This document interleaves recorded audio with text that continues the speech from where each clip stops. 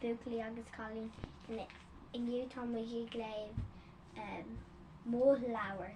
Cá ceabantá tú ba isceacairn. Ceabantá sé Colleen le leabhar agus ceabantá sé. Rinne mé picture do mó leabhar. Seo mé ag sugra le mamó. Is picture má é. Mala an picture seo? Then sé com má.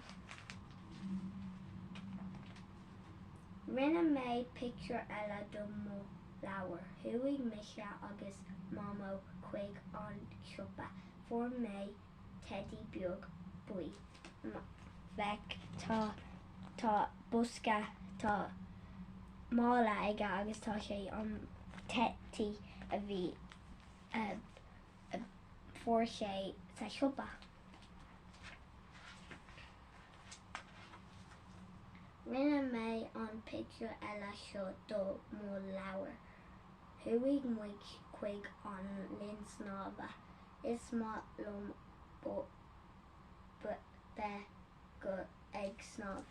So bhí an Colleen agus an mamó ag snáb agus bhí main snáb inniu agus bhí mo cara agus gacaile bhí mo caras an cún bhí hain mo cara teen so féidir bhí sé fós go má bhí sé peaceable dagger.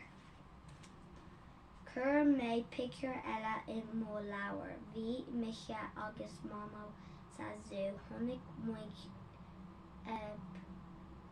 giraffe agus zebra ann. So fecinn siad zebra agus giraffe. Or one bhí mé sa zoo le mó cara agus fecinn muig hippo. Bhí sé com má. Rinne mé picture eile do mó leabhar. Seo muig sa leabharlinn. Anis for mé leabhar agus for mamó leabhar eile. Seo granmhar. For an Colleen leabhar sa leabharlinn leabhar agus an mamó agus tá muig ag léibh leabhar ó sin granmhar. Rinne mé picture eile do mó leabhar. Tá mé ag lúsca go ard lúscán. Is das an picture é seo. So tá an Colleen ag lúsca an lúscán agus tá a cara ceapam nu a mamó fecha mé má tá sé a mamó. Tá sé sin a mamó tá sé fecinn de a lúsca. Rinne mé picture eile do mó leabhar. Is léirscáil é. Cur mé isceach I mó leabhar é. So seo léirscáil an rud seo. Gachar le rud an seo.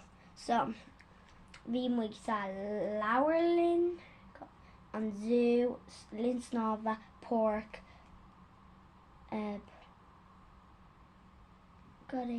siopa, an porc spree, agus an zoo.